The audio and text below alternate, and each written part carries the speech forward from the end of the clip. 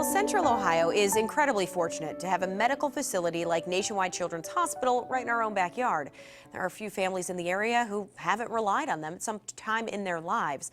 So it only makes sense that they are on the forefront of autism treatment and research. So here to talk about that and a new combined research effort, we have Dr. Eric Buter, the Chief of Pediatric Psychology. So thanks for being here, Doctor. Thank you for having me. So to understand autism, a person really has to know first and foremost what developmental delays kind of fall under the spectrum. So what are those two broad areas that we're looking at? Sure. We are first and foremost seeing autism as a social disability. So we see impairments in social communication and just in general social interaction. So these are children who have trouble playing in typical ways, interacting with other kids in typical ways, and we often see some kind of impairment in communication. Sometimes it could be as severe as a very significant language delay where children are only minimally verbal. They have trouble communicating the most basic wants or needs or requests, to children who might be very awkward in how they communicate and talk, but might have a vocabulary that you and I might have to turn to dictionary.com to understand. Sure. So it's quite a spectrum. Yeah, there definitely is it runs the gamut there. And as many people have heard of autism, they may have heard of Asperger's syndrome as well. There's also something called Pervasive Developmental Disorder. So would that be kind of considered the most extreme form of this disease? No, it's a little bit more nuanced and complicated than that. Probably the easiest way to think about it in today's way of talking about autism is to refer to it as autism spectrum disorder. The diagnoses of Asperger's disorder and pervasive developmental disorder, and otherwise specified, were considered categorical diagnoses, and by now we sort of see them as outdated terms.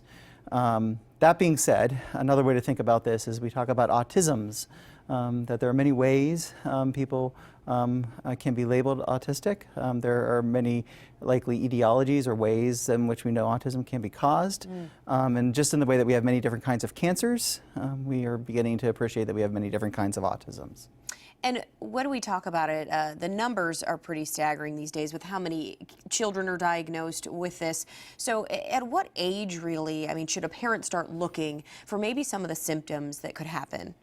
Nationally, centers are reporting that we're diagnosing children. The majority of the children that get a diagnosis of autism are diagnosed before the age of 5, usually between years like 2.5 of age to 5 years of age.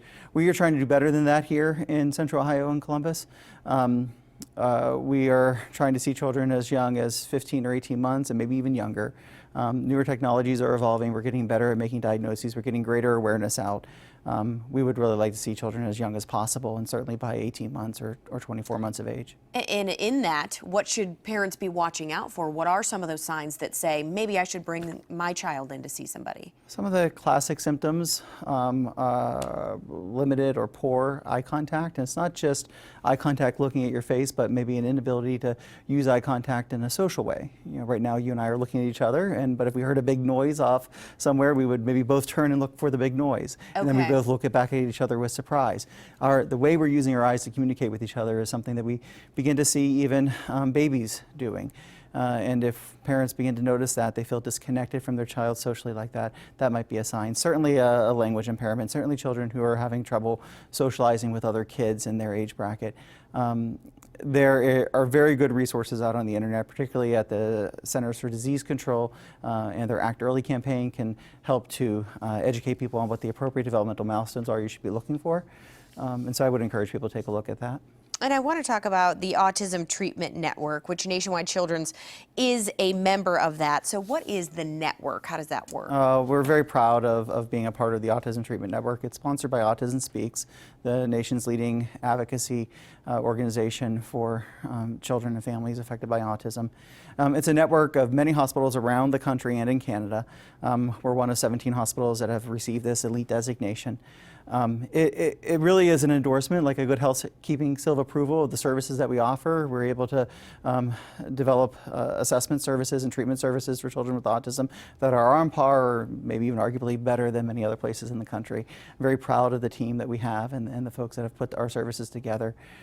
It also gives us an opportunity to learn from other sites around the country about what they're doing and what works, and so that we can bring the best of what's happening in autism, in care, in research, and diagnosis to Central Ohio, and also help invent it and spread it around other parts of the country. All right, and we do want to recognize none of the research, of course, possible without donors. And you recently got some impressive help from a big name in racing, a little Dale Earnhardt Jr. Foundation, which we're looking at some of the video. And I'm sure all of these things just help you meet your mission, your goals in this area. Sure, you know, with philanthropy like from Dale Earnhardt Jr., but also with federal funding from agencies like the Health Services Resource Administration or the National Institutes of Health, and the kind of research projects that we have going on with other foundations like the Simons Foundation, a large national registry that we're about to launch, where we're trying to enroll many children in a research study. All this is really important. Very few children with autism participate in research. And we need more. We need more, absolutely. Well, thank you for being with us today and sharing that with us.